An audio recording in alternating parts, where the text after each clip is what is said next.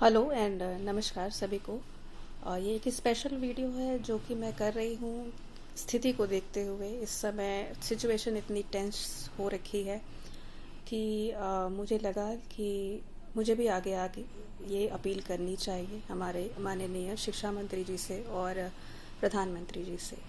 14 अप्रैल को एक बहुत ही अच्छा और समझदारी बड़ा डिसीजन लिया है माननीय शिक्षा मंत्री जी ने, और उन्होंने 10th के एग्ज़ाम्स को कैंसिल किया, 10th सीबीएसई एग्ज़ाम को। लेकिन 12th के जो सीबीएसई एग्ज़ाम हैं उनको पोस्टपोन किया गया, और ये पोस्टपोनमेंट करीब 2 महीने का है, क्योंकि जो डिक्लेयर किया गया है वो 14 अप्रैल को किया गया है, और 1 जून को ये कहा गया है कि फिर से उसकी समीक्षा की जाएगी और 15 दिन का टाइम बच्चों को दिया जाएगा। तो इसका सीधा मतलब ये है कि 15 जून से पहले एग्ज़ाम्स नहीं हो सकते हैं। तो 2 महीने के लिए सीधे सीधे ये एग्ज़ाम पोस्टपोन किए गए हैं।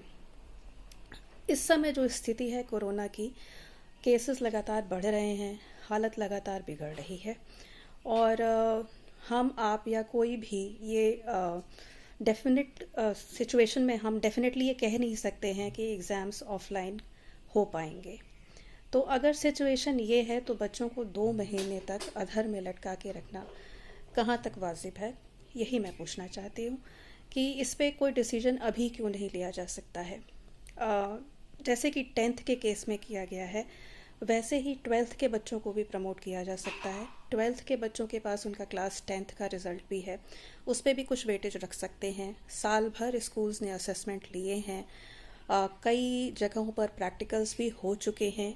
और प्रैक्टिकल्स के बारे में एक बात मैं और कहना चाहूँगी कि जो साइंस के सब्जेक्ट्स हैं या बहुत कम सब्जेक्ट्स ऐसे हैं जिसके लिए बच्चों को लैब की ज़रूरत होती है और लैब में जाके प्रैक्टिकल करना पड़ता है। बाकी ह्यूमैनिटीज़ के जो सब्जेक्ट हैं, कॉमर्स के जो सब्जेक्ट हैं, उनमें प्रैक्टिकल्स भी ऑनलाइन लिए जा सकते हैं। ऐसी कोई पाबंदी नहीं होनी चाहिए वहाँ पे कि प्रैक्टिकल के लिए बच्चे को स्कूल में ही आना है 1-to-1 एग्जामिनर्स को फेस करके, और आइडेंटिटी वेरीफाई करके वो प्रैक्टिकल्स लिए जा सकते हैं, ऑनलाइन भी लिए जा सकते हैं। तो प्रैक्टिकल्स का वेटेज भी किया जा सकता है, और इन सारी चीज़ों को मिलाकर उनका रिज़ल्ट जल्दी से जल्दी निकालने की कोशिश अगर बोर्ड करे तो उससे बच्चों की बहुत मदद हो पाएगी।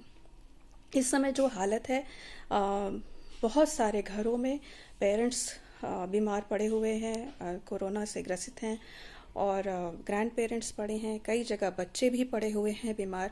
इस समय उनसे ये एक्सपेक्ट करना कि वो अपनी पढ़ाई एग्ज़ामिनेशन के पॉइंट ऑफ व्यू से अच्छे से कर पाएंगे, ये सही नहीं है। मैं खुद एक टीचर हूँ, पिछले साल मैंने ये चैनल शुरू किया सिर्फ बच्चों की मदद करने के लिए, क्योंकि मेरे सब्जेक्ट में इतने चेंजेस थे कि बच्चे बहुत कंफ्यूज हो रहे थे। तो स्कूल्स बंद थे, तो खाली केवल अपने ही बच्चों को क्यों, स्कूल के बच्चों को क्यों इस तरह किया जाए, और इसलिए मैंने ये चैनल शुरू किया ताकि बहुत से ज़्यादा बच्चों की मदद हो पाए, क्लैरिटी उनको हो पाए। और हम लोग ने बहुत मेहनत की है, साल भर पढ़ाई भी उस हिसाब से की है, लेकिन जब एक्स्ट्रा ऑर्डिनरी सिचुएशन होती है तो उसका एक्स्ट्रा ऑर्डिनरी सोल्यूशन भी निकाला जाना चाहिए।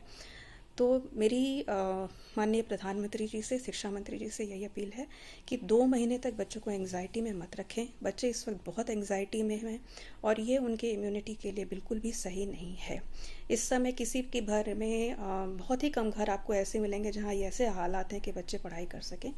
कहीं पे भी ऐसे हालात नहीं हैं कि पढ़ाई के लिए उनको वो पढ़ ही नहीं पा रहे हैं। एक्चुअली पढ़ने बैठ रहे हैं पर दिमाग में कुछ जा नहीं रहा है। अगर हम लोग एडल्ट होकर इस सिचुएशन से इतने ज़्यादा मेंटली परेशान हैं, तो बच्चों की कंडीशन को भी समझने की कोशिश कीजिए।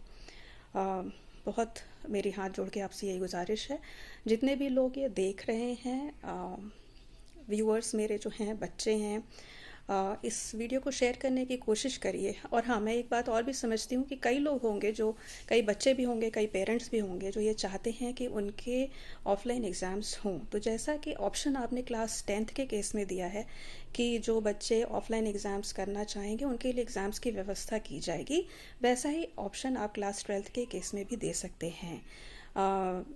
इस समय बच्चों को या पेरेंट्स को इस तरह से प्रेशराइज़ करना, मजबूर करना किसी भी तरह से कि वो बच्चों का टेस्ट करा के और उनको एग्ज़ामिनेशन सेंटर्स पर भेजें, वो ठीक नहीं है। कोई भी ये नहीं चाहेगा कि अननेसेसरी बच्चे इस वक्त किसी हॉस्पिटल में जाके कोविड का टेस्ट कराएं।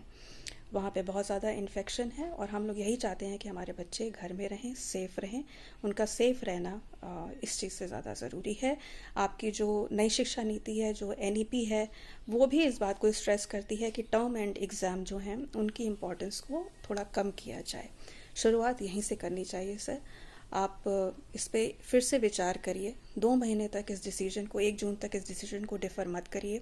डिसीजन जितनी जल्दी होगा उतनी जल्दी बच्चे रिलीव होंगे, उतनी जल्दी वो अपने आगे के बारे में उनको आगे क्या करना है, आगे कहाँ अप्लाई करना है, किस एग्ज़ाम की तैयारी करनी है, किस एंट्रेंस की तैयारी करनी है, उसके बारे में सोच सकते हैं। तो मेरी गुजारिश है सभी से कि इस वीडियो को ज़्यादा से ज़्यादा शेयर करें ताकि ये सही जगह तक पहुंच सके। जैसा कि पास्ट में भी देखा गया है कि डिसीजंस बच्चों के फेवर में ही हुए हैं, बड़े समझदारीपूर्ण डिसीजन लिए गए हैं। तो हमें भरोसा है कि इस बार भी जो डिसीजन होगा वो बच्चों की इंटरेस्ट को ही ध्यान में रख के लिया जाएगा। बस ज़रूरत इतनी है कि हम इन बातों को सही जगह तक पहुंचा सकें। तो मेरी मदद करिए और इस वीडियो को शेयर करिए जिससे कि ये ज़्यादा से ज़्यादा लोगों तक पहुंच सके। Thank you so much.